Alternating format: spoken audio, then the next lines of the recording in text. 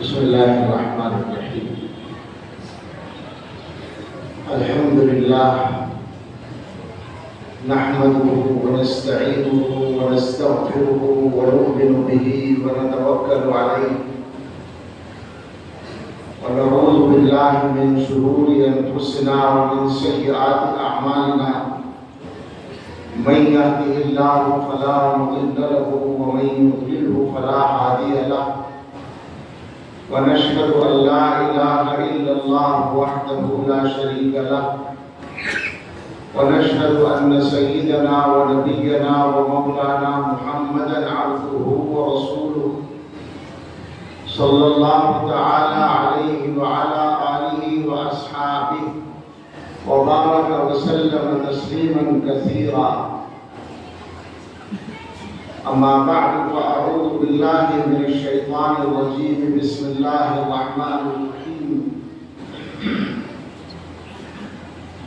قل إن صلاتي ونسكي ومحياي ومماتي لله رب العالمين لا شريك له وبذلك أمرت وأنا أول المسلمين. بسم الله الرحمن الرحيم. كما أرسلنا فيكم رسولا منكم يتلو عليكم آياتنا ويزكيكم ويعلمكم الكتاب والحكمة ويعلمكم ما لم تكونوا تعلمون. صدق الله العظيم. اللهم صل على سيدنا محمد وآله وأصحابه وبارك وسلم. اللهم صل على سيدنا محمد وعلى آل سيدنا محمد وبارك وسلم. اللهم صل على سيدنا محمد وآله وأصحابه وأزواجه وذرياته وأهل بيته كما تحب وترضى عدد ما تحب وترضى.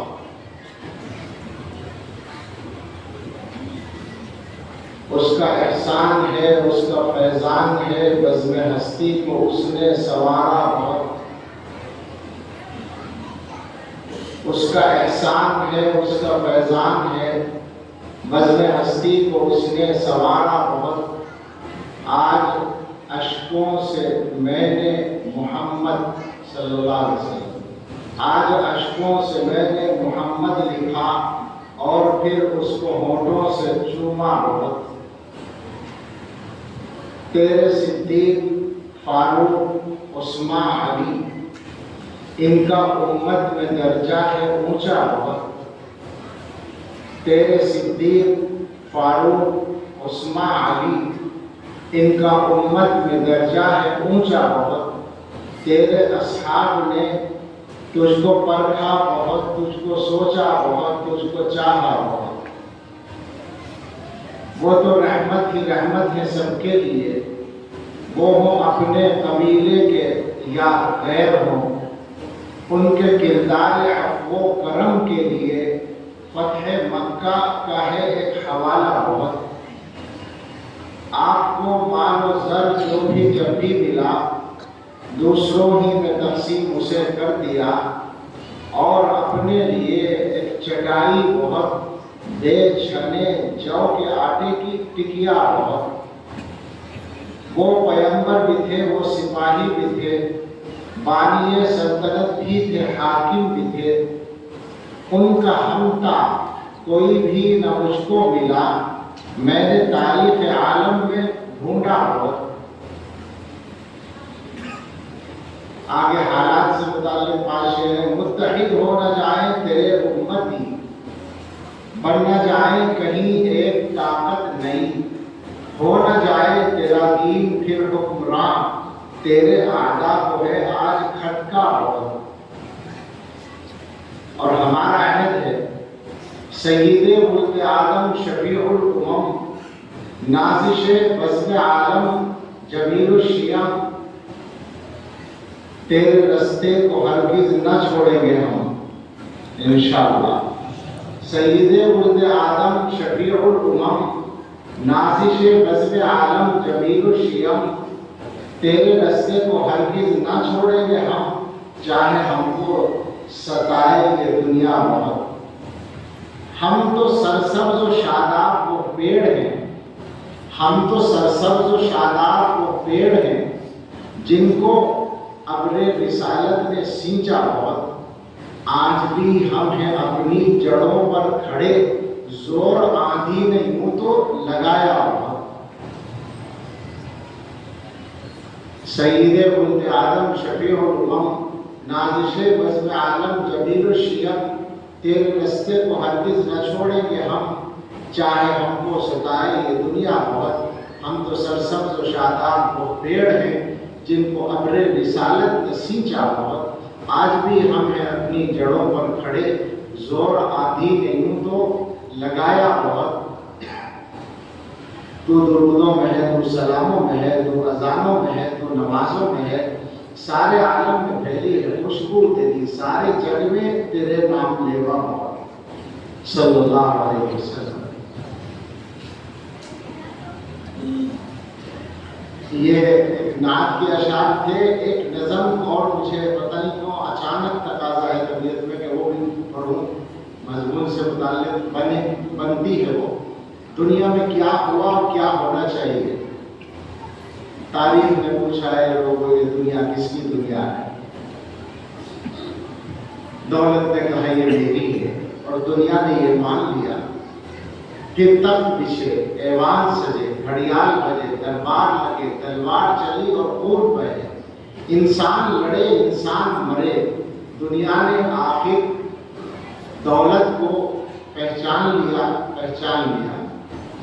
اس سے غلط شاہی ہے شروع میں، دنیا میں پہلا جو نظام بنا ہے وہ بادشاہت کا۔ تاریخ نے پوچھا اے لوگوں یہ دنیا کس کی دنیا ہے؟ شاہی نے کہا، کنگڈم نے کہا، شاہی نے کہا یہ میری ہے، اور دنیا نے یہ مان لیا۔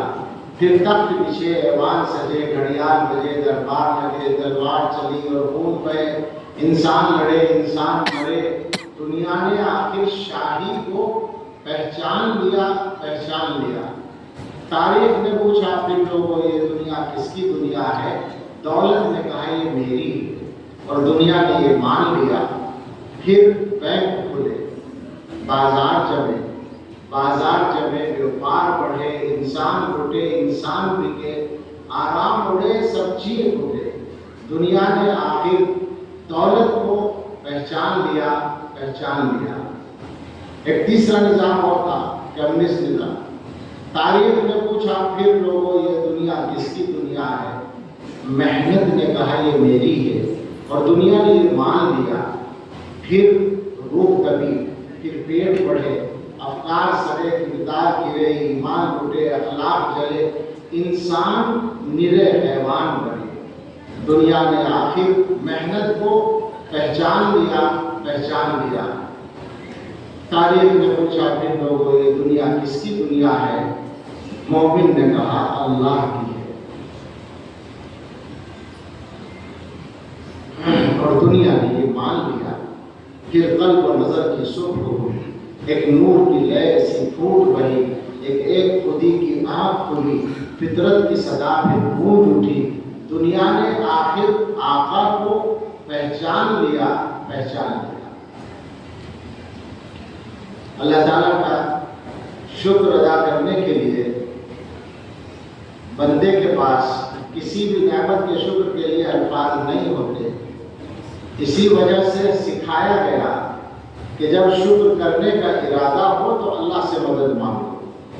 حدیث میں یہ ہے کہ جب زیادہ مضبوطی سے شکر ادا کرنا ہو تو اللہ سے مدد مانگو، اللہم اعنی علی ذکرک و شکرک و حسن عبادتک۔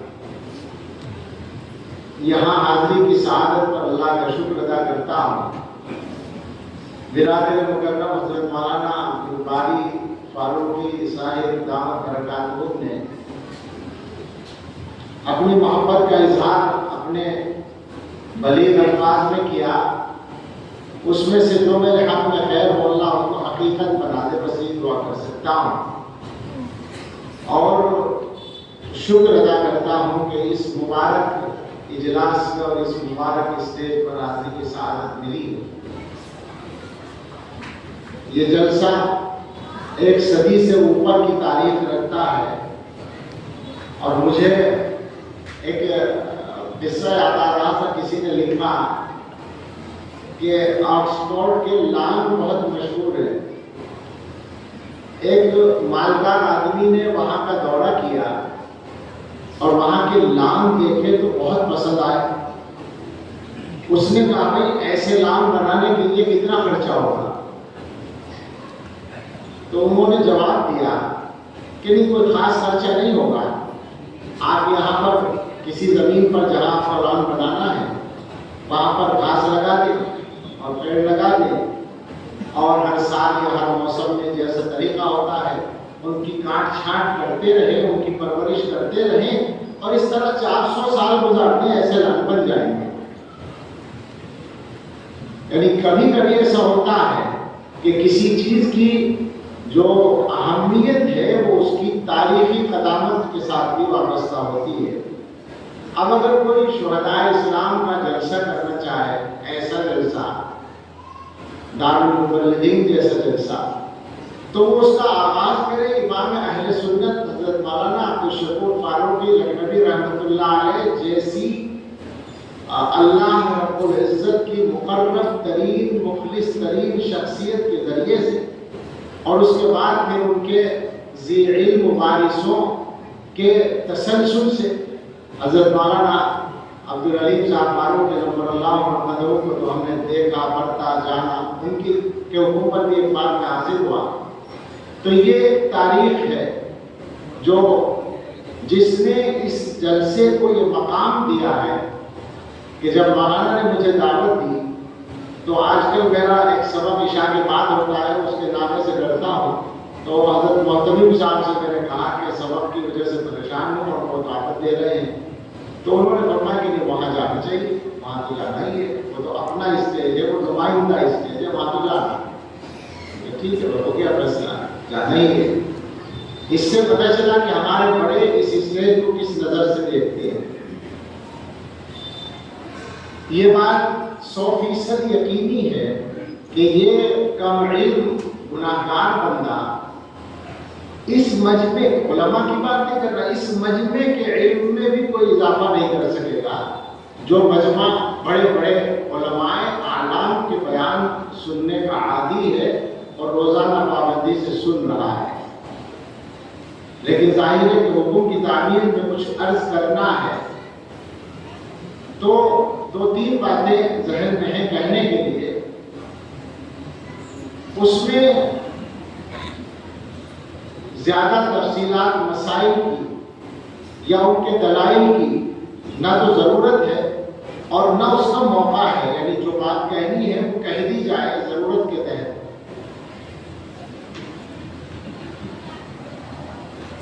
اور عام طور سے میرے حصے میں اس طرح کی 1-2 باتیں آتی ہی ہیں، وہ میں عرض کرتا ہوں. یہ اسٹیج قائم ہے بظاہر اسی فکر کو رد کرنے کے لیے جو صحابہ کرام کی مخالف ہے. بظاہر میں اس نے کہا دیا کہ مقاصد کے اعتبار سے بہت فرصت ہے. ابھی مولانا رضی صاحب زیادہ محبوب بیان کر رہے تھے، میں تھوڑا سا میں نے ابھی سنا کہ دین، سارا دین ظاہر مقصود اور مطلوب ہے، لیکن کام تقسیم کر کے ہوتا ہے. تو کسی کے حصے میں کوئی میدان آتا ہے، کسی کے حصے میں کوئی میدان آتا ہے. یہ اسٹیج ہے.